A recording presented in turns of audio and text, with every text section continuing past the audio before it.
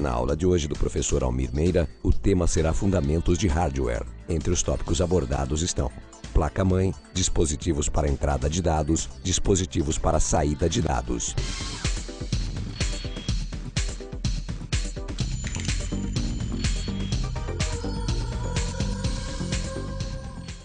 Olá, estamos iniciando a nossa segunda aula de arquitetura computacional e hoje nós vamos tratar de dois assuntos importantes, a placa-mãe e os seus dispositivos periféricos. Lembrando que foi tratado na primeira aula do nosso curso, nós falamos da evolução dos computadores, dos fundamentos desses computadores e das gerações dos computadores que vieram desde principalmente dos anos 50 até os dias atuais.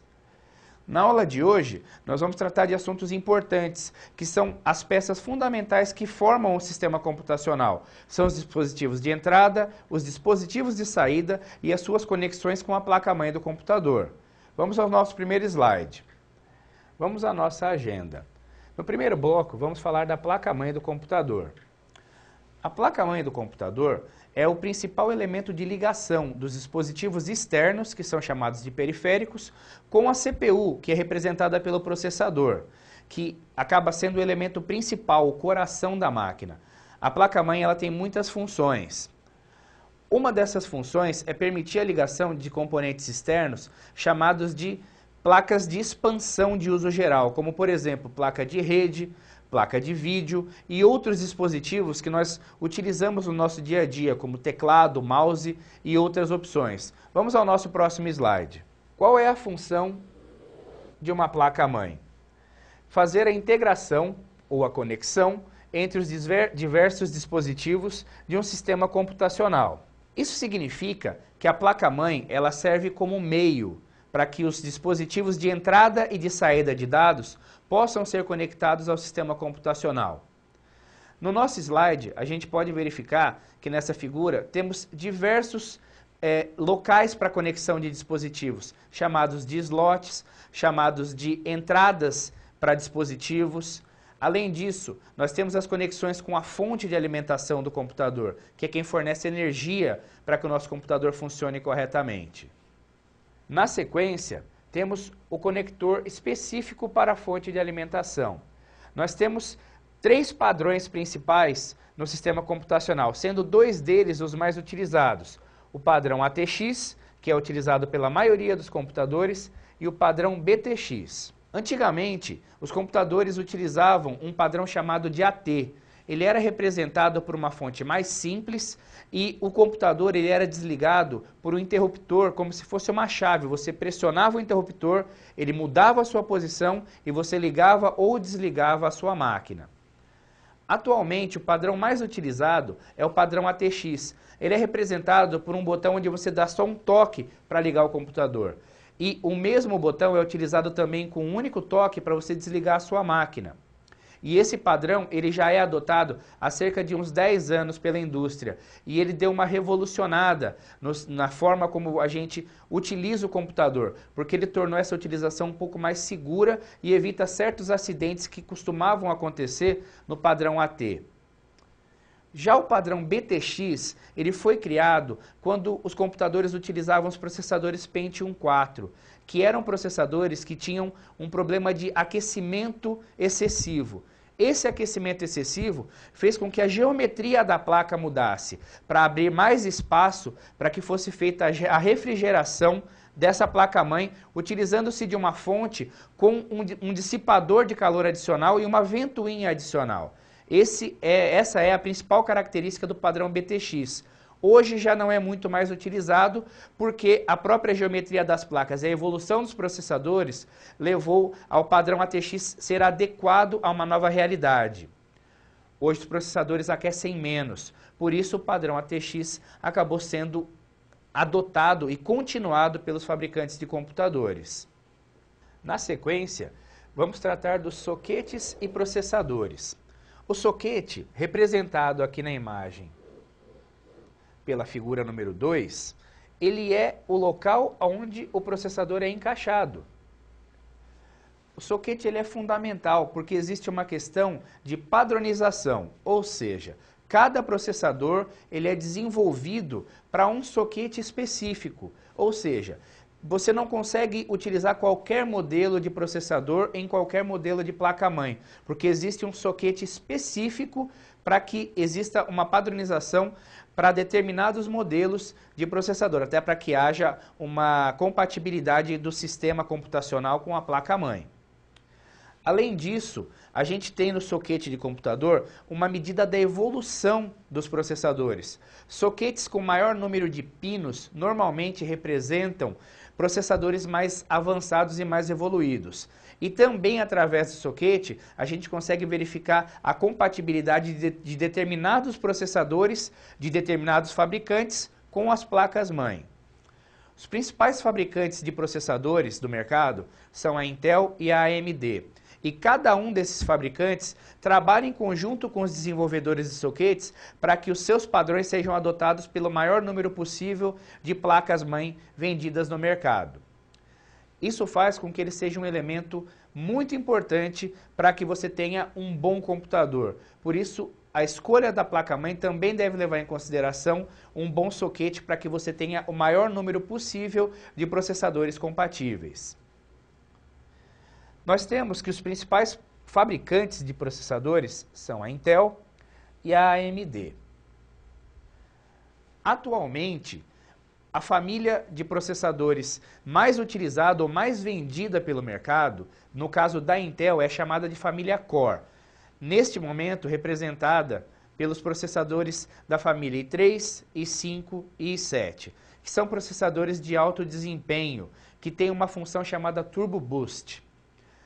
Essa função faz com que esses processadores sejam adaptáveis às suas necessidades. Como, por exemplo, quando você for assistir um vídeo, os processadores têm uma maior capacidade de reproduzir bem esse vídeo. E quando você for utilizar uma planilha de texto, por exemplo, que você não utilize toda a capacidade de processamento e economize energia e aumente a vida útil do seu processador.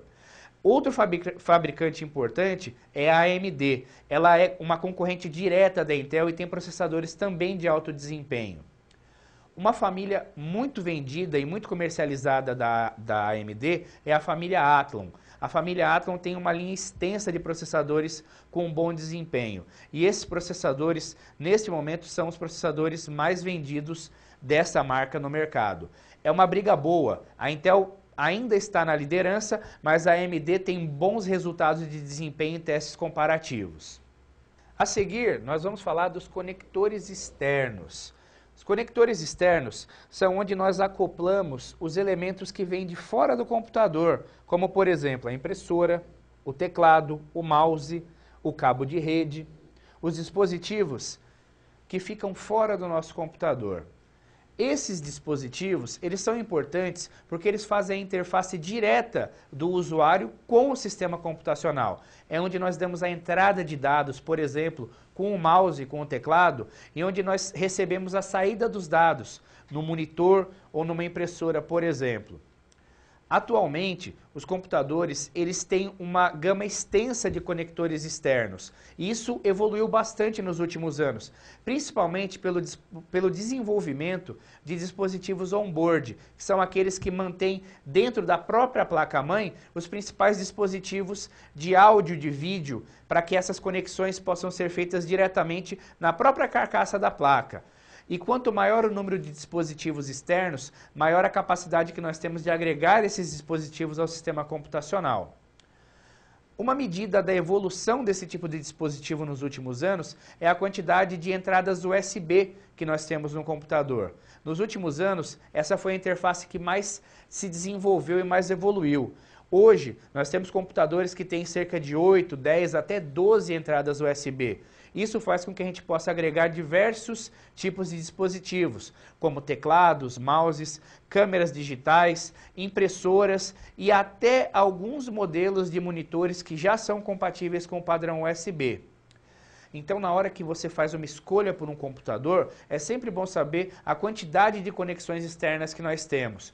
Uma boa quantidade de conexões externas normalmente representa um computador que dá várias possibilidades de atuação para o usuário final. Na sequência, vamos falar de um tema muito importante que são as memórias e os seus slots para conexão. As memórias, elas funcionam como se fosse a mesa de trabalho do computador. O que isso significa? O processador, que é o núcleo central do computador, é quem comanda as ações que devem ser realizadas durante o processamento. Porém, durante essa etapa de processamento, esses dados precisam ficar armazenados temporariamente numa localidade. E esse é o papel das memórias. As memórias, elas trazem do HD, trazem dos dispositivos de entrada os dados de entrada, mantêm esses dados armazenados temporariamente durante a etapa de processamento e depois devolvem para o HD ou para o dispositivo de saída o resultado do que foi processado. E existem diversos tipos de memórias. Cada um desses tipos tem uma característica específica e tem um desempenho específico. Vamos falar de todos esses tipos de memória na aula de hoje. Os principais tipos de memória, em relação à sua tecnologia de construção, são as memórias RAM e as memórias ROM. A memória RAM é a principal memória do computador em termos de tamanho. Ela, hoje, casa na ordem dos gigabytes, ou seja, eu consigo armazenar uma quantidade grande de informações temporárias para facilitar o meu processamento. O que isso significa? Significa que o acesso direto ao HD é um acesso lento.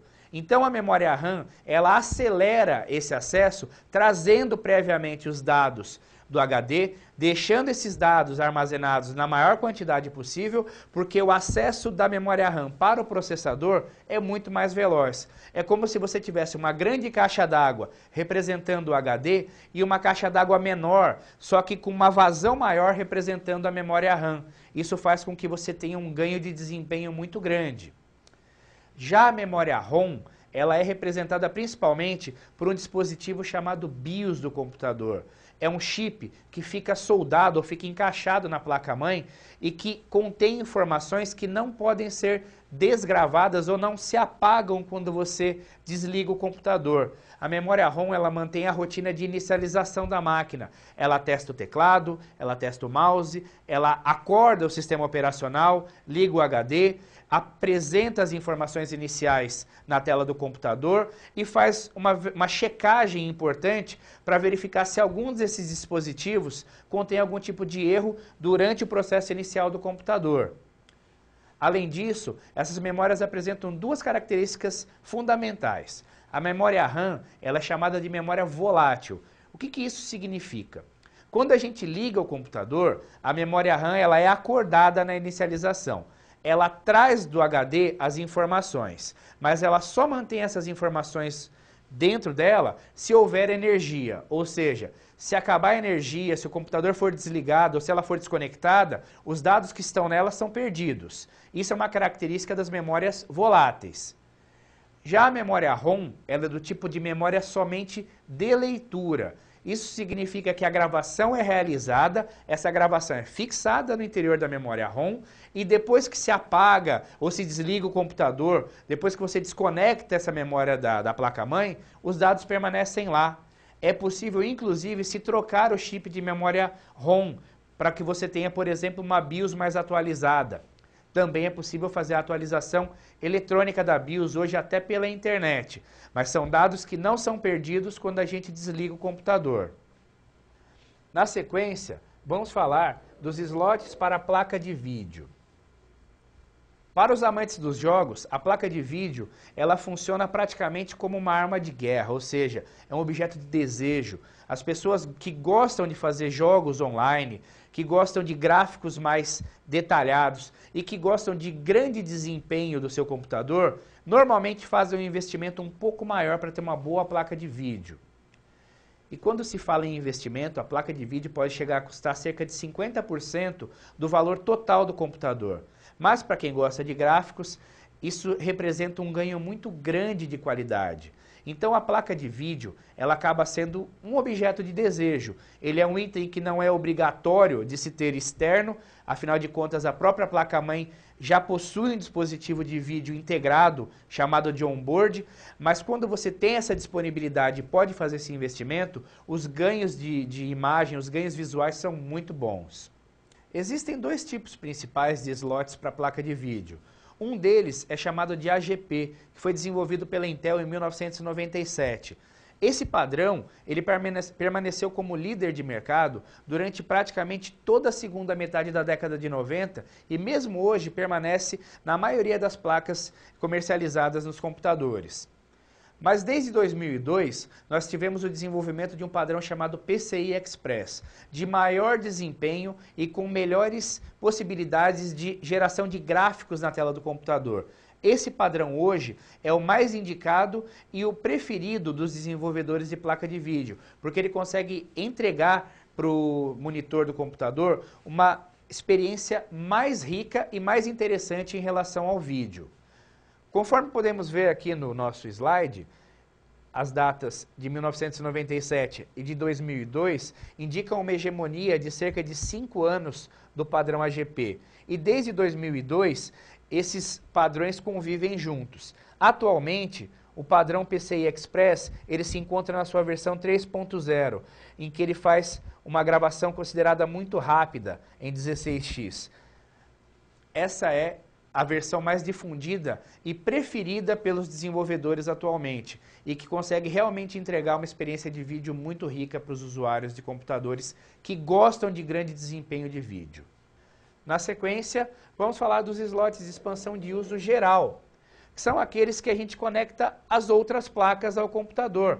Placas como, por exemplo, vídeos que não sejam placas de grande desempenho, nós temos placas de rede, nós temos expansão para as placas USB e nós temos alguns padrões que evoluíram ao longo do tempo, como são os padrões ISA, representado aqui pela primeira imagem, o EISA, representado pela segunda imagem, o padrão VESA pela terceira imagem e o padrão PCI, representado aqui em cima por esses slots que são mencionados. Esses padrões, eles demonstram a evolução cronológica dos slots de uso geral, para que a gente possa conectar placas que de repente não existam no nosso dispositivo on-board, ou seja, dentro da placa-mãe, ou para que a gente possa conectar outros dispositivos quando há, por exemplo, a queima de um dispositivo on-board. Essas placas de expansão, elas dão uma mobilidade e dão uma possibilidade de se expandir rapidamente as possibilidades do seu computador. Por exemplo, colocando uma segunda placa de rede, transformando ele num servidor, ou, por exemplo, colocando mais um dispositivo para jogos, para você poder conectar um joystick ao seu computador. Para que a gente possa finalizar essa primeira etapa, vamos verificar como são realizadas as conexões entre os slots de expansão e o computador e o processador da nossa placa-mãe. A gente pode dizer que os barramentos, eles são as vias ou são as estradas por onde as informações transitam.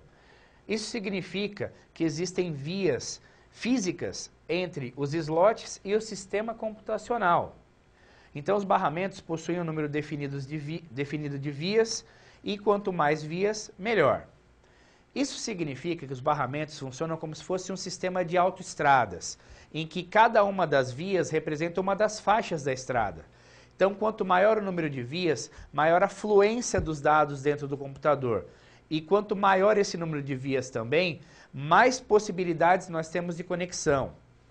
Atualmente, nós trabalhamos com processadores de 64 bits. Isso significa que os barramentos podem ter até 64 vias, conectando os slots de expansão ao processador e às outras partes da placa-mãe.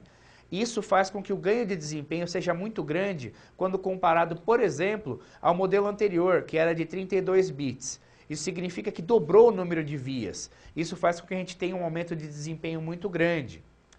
Para aqueles usuários que utilizam sistemas operacionais de 64 bits e comparam com os sistemas de 32 bits, a diferença de desempenho acaba sendo brutal. Por isso, o desenvolvimento dos processadores, principalmente a partir dos processadores de 2 núcleos, dual-core, quad-core ou outros modelos, nós vimos que o clock não aumentou muito a sua velocidade, mas o desempenho da máquina aumentou muito, porque a gente tem um aumento na possibilidade de transmissão ocasionado pelo aumento do número de vias dos barramentos. Dessa forma, nós finalizamos o nosso primeiro bloco e vamos ao nosso quiz.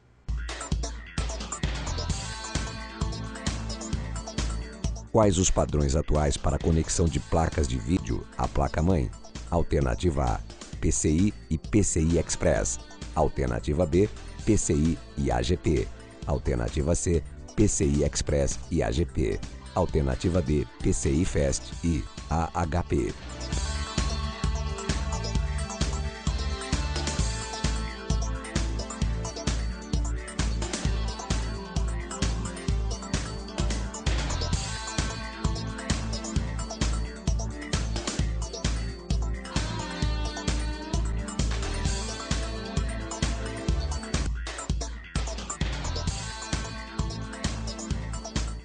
Parabéns para o aluno que respondeu a alternativa C.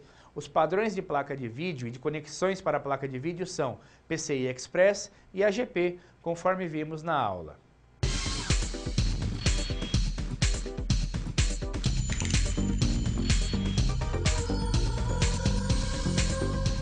A dica de leitura de hoje é o livro A Cabeça de Steve Jobs. O que há realmente dentro do cérebro de Steve? É difícil acreditar que um homem revolucionou os computadores nos anos 1970 e 1980, o cinema de animação e a música digital nos anos 1990. Por outro lado, são lendárias as histórias de seus repentinos acessos de raiva, revelando o verdadeiro Steve Jobs. Nesta obra, o autor destila os princípios que guiam Jobs ao lançar produtos arrasadores, ao atrair compradores fanaticamente fiéis e administrar algumas das marcas mais poderosas do mundo. O resultado é este livro singular, que ao mesmo tempo é uma biografia e um guia de liderança impossível de largar.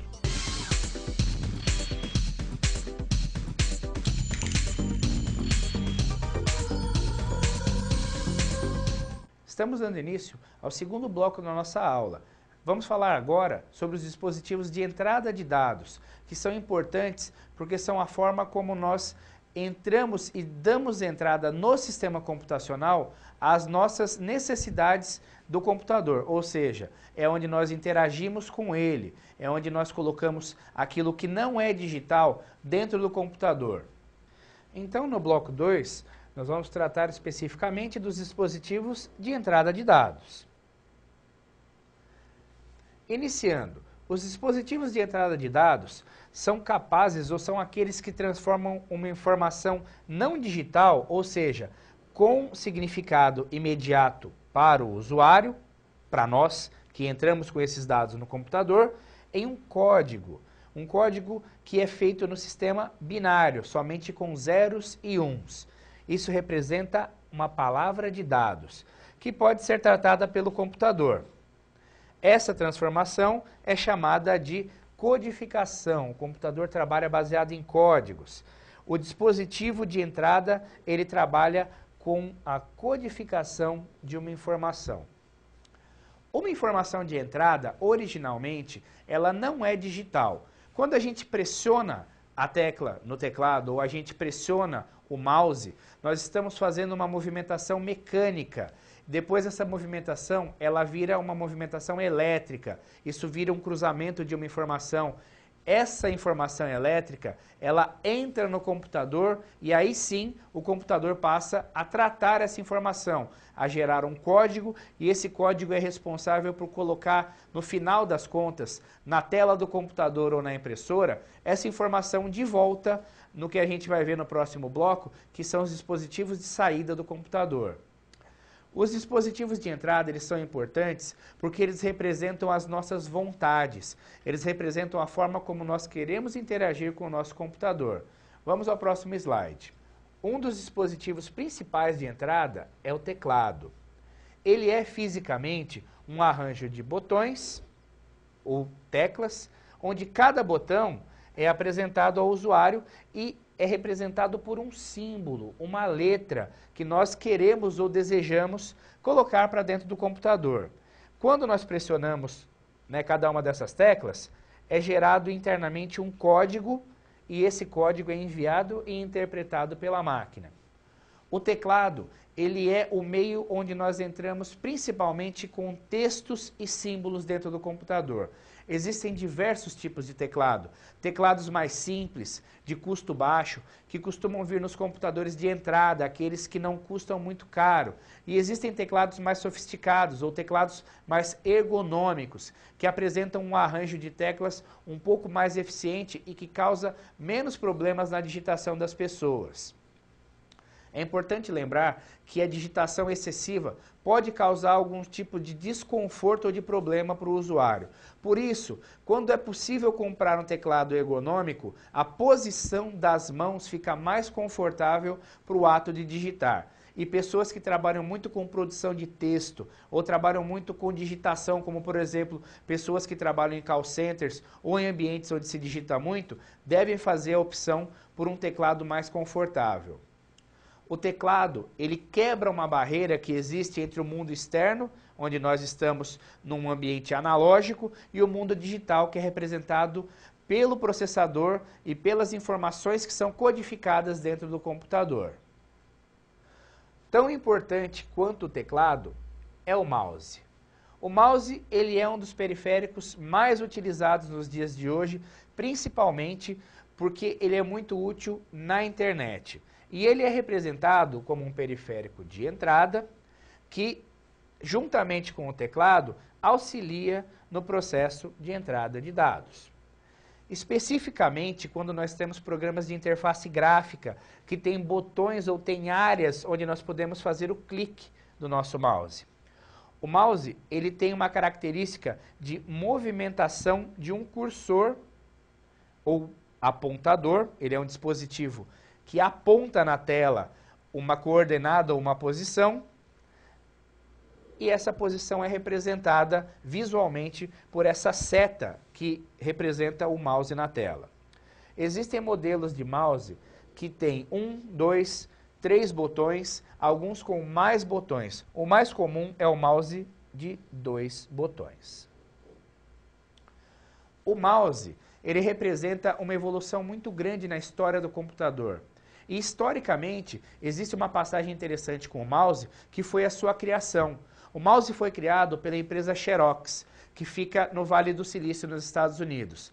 Mas os criadores do mouse, eles não conseguiram obter sucesso com a comercialização desse dispositivo, simplesmente porque a sua diretoria não se interessou pelo dispositivo. Esse dispositivo foi então cedido gratuitamente para a Apple Computadores, que hoje tem a linha de computadores Mac. E a Apple ganhou milhões, bilhões de dólares com esse desenvolvimento. Na sequência, a Microsoft também teve acesso ao mouse, e aí a evolução dos computadores foi muito grande, porque deu-se início à era das interfaces gráficas. Sistemas operacionais como macOS, hoje muito divulgado e muito comentado como provavelmente o sistema operacional com melhor qualidade gráfica, e o Windows, além das versões de Linux, praticamente todas elas são gráficas hoje, todas elas precisam muito do mouse. Portanto, o mouse é um equipamento muito útil, muito utilizado, barato e que faz parte do dia a dia de praticamente todos os usuários de computação. Os notebooks possuem um equivalente ao mouse, que é o touchpad. Então, esse equipamento, ele vem acoplado no próprio corpo do notebook, normalmente fica logo abaixo do seu teclado, e ele tem a mesma função do mouse. Porém, existem touchpads que são utilizados em alguns outros tipos de aparelho. É comum que a gente encontre os touchpads também nas mesas digitalizadoras, e eles simplificam o processo de utilização da área da tela, porque assim como os mouses, eles trabalham baseados em coordenadas. Conforme você desliza o dedo sobre a área útil do touchpad, o cursor se movimenta da mesma forma na tela do computador. O próprio touchpad também possibilita que você faça o clique. Você batendo o dedo 2 vezes no touchpad equivale a fazer o clique do mouse. Também, anexado ao touchpad, existem os 2 botões principais do computador. O botão esquerdo, que é aquele botão de ação, e o botão direito, que normalmente dá acesso a outras propriedades, como por exemplo abrir uma nova janela ou desfazer uma função que foi feita indevidamente. O touchpad, ele tem uma característica construtiva que diferencia ele do mouse. Ele é construído, ou a forma como ele é produzido é muito parecido com o teclado. É criada uma matriz, e nessa matriz, em cada ponto onde a gente desliza o dedo, a gente forma uma coordenada e isso é demonstrado na tela. E se a gente percorrer a superfície do touchpad com o dedo, a gente vai percorrer ou vai fazer com que a posição do cursor siga da mesma forma e percorra toda a área do nosso monitor. E aí, a gente consegue realizar o deslocamento necessário para colocar o cursor na posição correta. Dessa forma, a gente tem um dispositivo a mais, que é utilizado principalmente nos computadores mais portáteis, que são os notebooks. Porém, os notebooks também aceitam os mouses conectados externamente, principalmente nos dias mais atuais, os mouses que são conectados através de interface USB. A gente pode trabalhar com os dois ao mesmo tempo, ou a gente pode trabalhar somente com o touchpad, no caso de não haver um mouse para fazer a conexão no nosso notebook. Na sequência, a gente tem os dispositivos de captura de imagens digitais. A gente tem uma evolução muito grande das câmeras fotográficas. Desde o momento em que o filme fotográfico foi substituído pelas câmeras digitais, a gente teve uma espécie de uma revolução digital, principalmente na internet, com sites que têm a possibilidade de se colocar imagens, se colocar fotos. Porque a câmera digital, embora ela não tenha o filme fotográfico, ela tem uma área cheia de sensores de luz. Essa área cheia de sensores de luz, conhecida como CCD, ela representa a mesma função que o filme fotográfico. É lá que as imagens são capturadas, é lá que essas imagens são formadas e a partir da formação dessas imagens, elas são armazenadas em formatos digitais conhecidos aí do público que conhece um pouco de informática, como o formato JPEG, formato bitmap e mais recentemente o formato PNG. Esses formatos, eles reproduzem com bastante fidelidade as imagens que são capturadas. A diferença entre eles é principalmente referente ao tamanho do arquivo gerado e a alguns detalhes na resolução da imagem. Imagens bitmap costumam ser imagens maiores. Imagens JPEG são imagens menores, mas costumam ter um pouquinho de perda de qualidade. Nos últimos anos, a Microsoft desenvolveu o formato PNG e incluiu esse formato desde as suas versões de entrada do sistema operacional Windows. E atualmente é um formato que reduz o tamanho final da imagem sem a perda de qualidade muito perceptível, sendo um dos formatos mais indicados hoje para se fazer as imagens através de dispositivos de captura de imagem. Retomando, o tamanho dos sensores define a qualidade da foto. Quando nós compramos uma câmera digital, principalmente uma câmera, mas isso também vale para os scanners, normalmente a medida de qualidade é dada por um termo chamado megapixel. Quanto maior a quantidade de megapixels de uma câmera, menor o tamanho do sensor, menor a área que o ponto de imagem forma na nossa câmera, no nosso dispositivo de captura de imagens. Se nós conseguirmos colocar mais pontos de imagem numa mesma área, a gente consegue ter uma definição melhor dessa imagem e no final das contas a gente consegue ter uma foto mais bonita, mais detalhada e com mais qualidade de cores. Uma coisa importante a se falar das câmeras digitais, dos dispositivos de captura de imagem, é a sensibilidade dos sensores à luz. Quando nós temos uma luz incidente direta muito forte, ou seja, quando nós fotografamos uma pessoa ou uma paisagem e nessa área de foto existe uma fonte de luz muito forte, normalmente nós temos uma certa influência negativa da luz nessa imagem.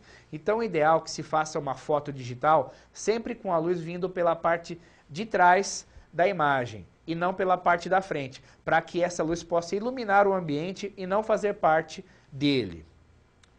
Dessa forma, nós temos dispositivos diversos, com qualidades diversas e principalmente preços diferenciados para que a gente possa agregar ao nosso sistema computacional. Câmeras digitais, mesmo que sejam de telefones, de smartphones, fazem parte do dia a dia das pessoas. Praticamente todo mundo que tem um celular tem um dispositivo de captura de imagens potencial. Eles normalmente são conectados e agregados ao sistema computacional através de interfaces USB. Outro dispositivo importante é o scanner. Ele consiste num dispositivo que faz a digitalização das imagens através de um processo de varredura. Isso faz com que a imagem que é gerada a partir do scanner, ela seja feita linha a linha. Isso é representado, por exemplo, quando a gente coloca um documento dentro do scanner e a cabeça de leitura do scanner, ela avança pela imagem e a cada linha que é passada dessa imagem, essa linhazinha ela é agregada, ela é acrescentada à leitura do nosso CCD, que é a matriz de formação das imagens. Esse dispositivo, ele normalmente é pequeno, hoje já é um dispositivo barato e que permite, através de um jogo de lentes, juntamente com o CCD, a captura com boa qualidade de informações que são colocadas na sua área de captura de imagens. O scanner hoje, ele é muito utilizado principalmente para digitalização de documentos e imagens. E ele faz um papel muito parecido com aqueles fotocopiadores, porque eles conseguem reproduzir a imagem e essa imagem reproduzida pode ser impressa diretamente ou ela pode ser enviada para a tela do computador. Os scanners, eles facilitaram muito o processo de criação e digitalização de novas imagens e isso pode ser feito rapidamente. Aquelas cópias que tinha que se deslocar de casa para fazer fora de casa, hoje isso tudo pode ser feito pelo scanner. Para finalizar o nosso bloco, vamos falar um pouquinho do leitor de código de barras. E ele é um dispositivo que é muito utilizado principalmente em sistemas de automação comercial, como por exemplo supermercados e hipermercados. Ele é um leitor que permite a leitura do chamado código de barras. O código de barras ele é uma representação da característica do equipamento, do dispositivo ou do produto que se vende e essa característica ela é lida através de um feixe de luzes que normalmente são feitos a partir de lasers. O leitor de código de barras ele é um dispositivo rápido e leve. Ele permite com que rapidamente a gente faça essa leitura do código de barras e entre automaticamente com as características como, por exemplo, o preço desse produto. Isso fez com que os supermercados, principalmente, tivessem um ganho de desempenho muito maior, muito mais rápido. Muito mais pessoas conseguem passar pela mesma frente de caixa e passar os seus produtos através desse dispositivo.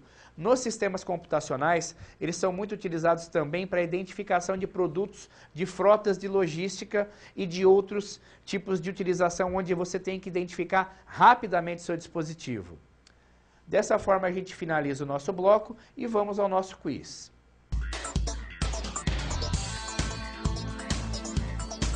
Quais são os dispositivos que funcionam como apontadores em um sistema computacional? Alternativa A, scanner e mouse. Alternativa B, scanner e teclado. Alternativa C, teclado e mouse. Alternativa D, mouse e touchpad.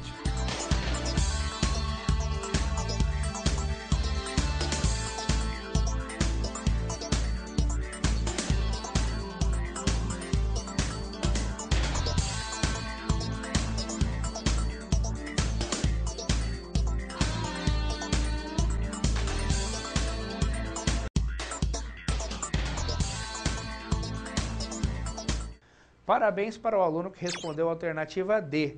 Os dispositivos apontadores são representados pelo mouse e pelo touchpad. E por que apontadores? Porque eles apontam na tela, através do cursor, aquilo que nós desejamos fazer e possibilitam fazer o clique.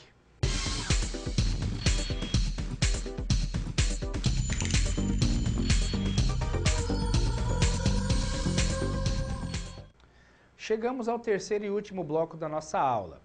Nesse bloco, nós vamos falar agora sobre os dispositivos de saída de dados, para complementar a informação que foi dada no bloco anterior, onde nós falamos dos dispositivos de entrada de dados. Então, agora nós vamos falar dos dispositivos de saída de dados. Os dispositivos de saída de dados, eles fazem o trabalho inverso dos dispositivos de entrada, porque eles exibem esses dados e informações na tela ou em outro meio de saída do computador. Eles também são chamados de unidades de saída. Dessa forma, eles trabalham com uma informação originalmente codificada dentro do computador, em código binário, e esse código originalmente não possui um significado direto para o usuário final. E esse código precisa ser trabalhado para ser colocado nesse dispositivo de saída. Como, por exemplo, um código que decodificado vira um som. Essa transformação ela é chamada de decodificação. Dessa forma, os dispositivos de saída eles têm uma função muito importante do ponto de vista de interação com o usuário final. Se com os dispositivos de entrada é o usuário que mostra o seu desejo com o computador, no dispositivo de saída, o computador devolve para o usuário final aquilo que ele fez, o resultado do seu processamento. E essa devolução ela é muito visual, porque é apresentado na tela de um monitor, é apresentado, por exemplo, na saída de um documento impresso por uma impressora. Por isso, os dispositivos de saída, eles têm uma função de finalizar o processo de trabalho ou o processo de computação realizado pelo sistema computacional. Dessa forma, os dispositivos de saída, eles acabam sendo diretamente ligados ao resultado que nós esperamos ou que o sistema computacional pode nos entregar. Um dos principais dispositivos de saída é representado pelo monitor de vídeo. Ele é conhecido simplesmente como monitor e ele é um dispositivo que serve como interface visual para o usuário. E ele permite a visualização do trabalho do computador, ele permite a visualização dos dados e é permitida também a interação do usuário com esses dados. Os monitores, eles têm uma classificação, eles são classificados de acordo com a tecnologia de exibição. E nós vamos ver que essa tecnologia tem muito a ver com um conceito chamado de amostragem. Quanto maior a amostragem, melhor a qualidade do monitor de vídeo. E essa formação da imagem, ela pode ser feita e apresentada através de duas tecnologias principais. O monitor de tubo, representado pela sigla CRT, e os monitores de LCD, conhecidos como LCD e como LED, principalmente nos modelos mais atuais. A superfície do monitor que projeta a imagem é chamada de tela ou ainda de ecrã, que é um termo mais técnico de monitores. O monitor, ele hoje é também um dos elementos que deve ser analisado na hora de se escolher ou de se fazer uma compra de um computador. Hoje nós temos monitores grandes, monitores finos, monitores com alta taxa de amostragem, de atualização, monitores que oferecem uma experiência de vídeo muito interessante para o usuário. Mesmo monitores mais antigos, como é o caso dos monitores de tubo, eles possibilitam a exibição de milhões de cores na tela do computador. Isso dá uma ideia da qualidade ou das possibilidades de formação de imagens e da devolução dessas imagens para o usuário final através das telas de computadores.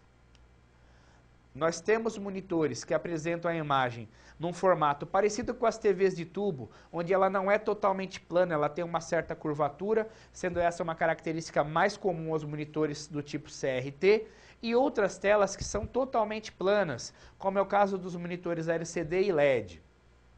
Vamos falar um pouco dos monitores CRT. O termo CRT, ele se refere ao termo tubo de raios catódicos.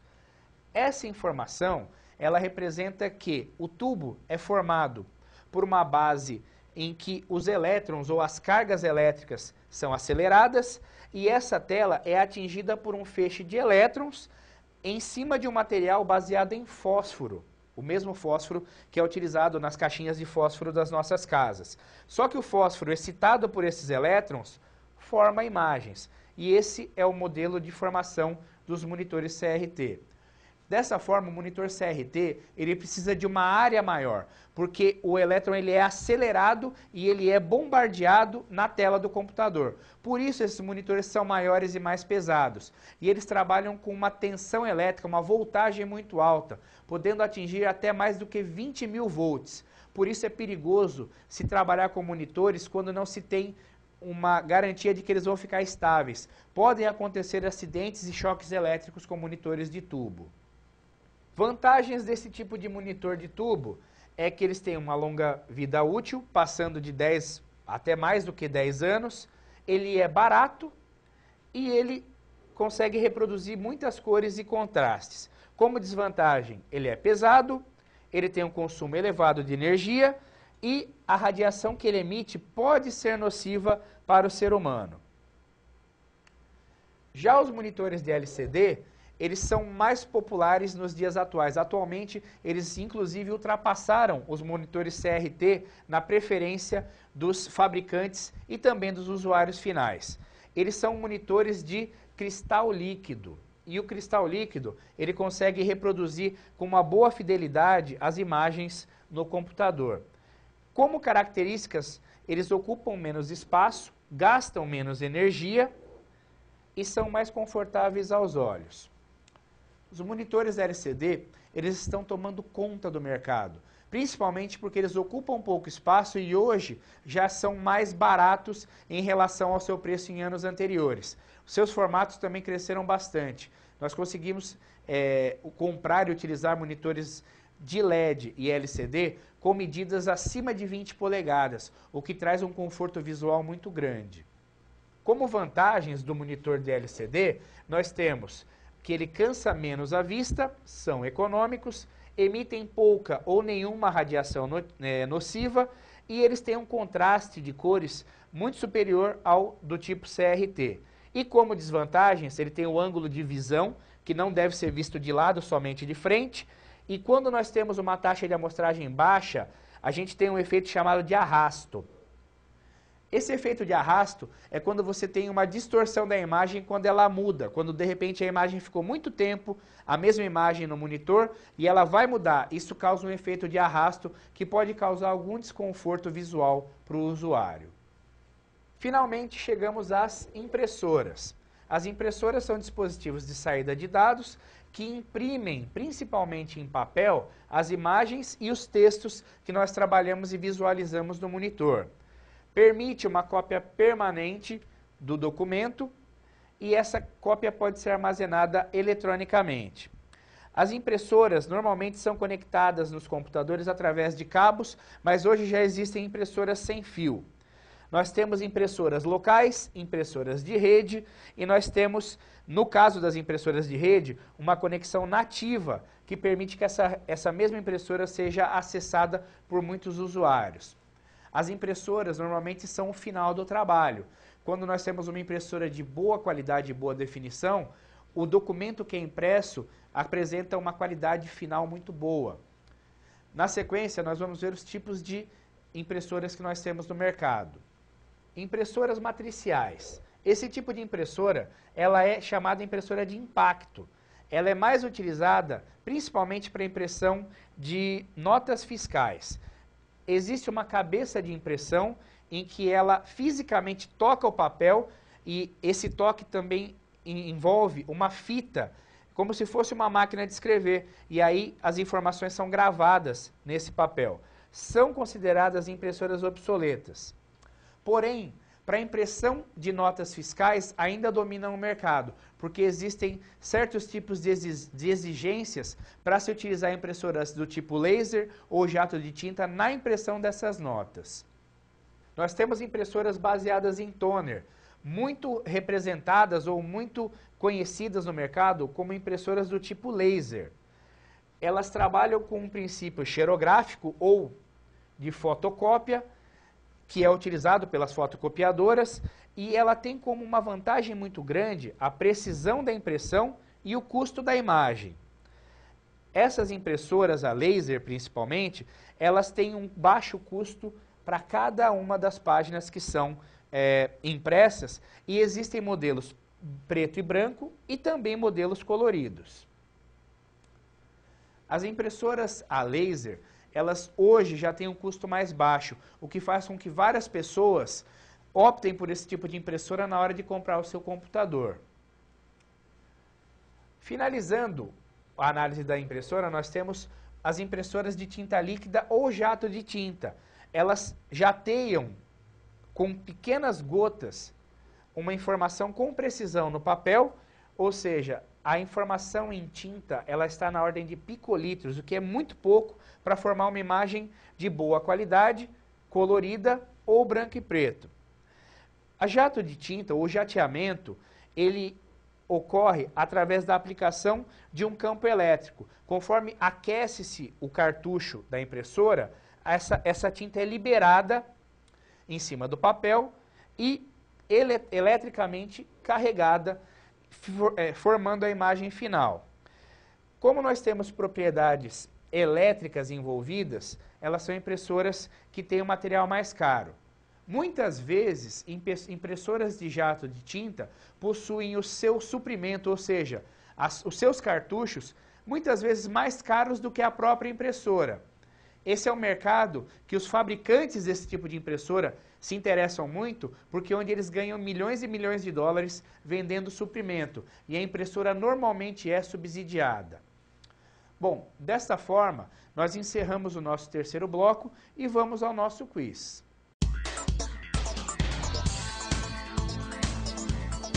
Qual é o tipo de impressora que apresenta a cópia mais barata? Alternativa A, tinta líquida. Alternativa B, matricial.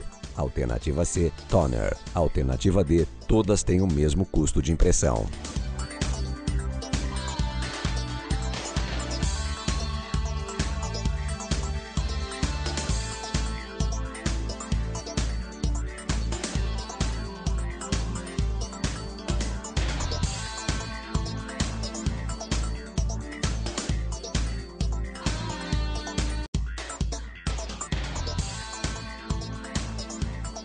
Parabéns ao aluno que respondeu a alternativa C.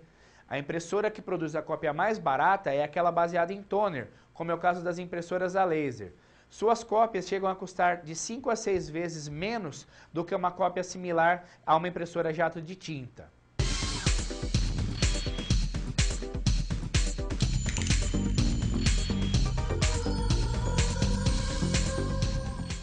Chegamos ao final da nossa aula. Na aula de hoje, então, falamos sobre placa-mãe, falamos sobre dispositivos de entrada e dispositivos de saída. Para informações complementares, acessem a plataforma e leiam a apostila. Na apostila também estão as imagens que não foram apresentadas nos slides de hoje.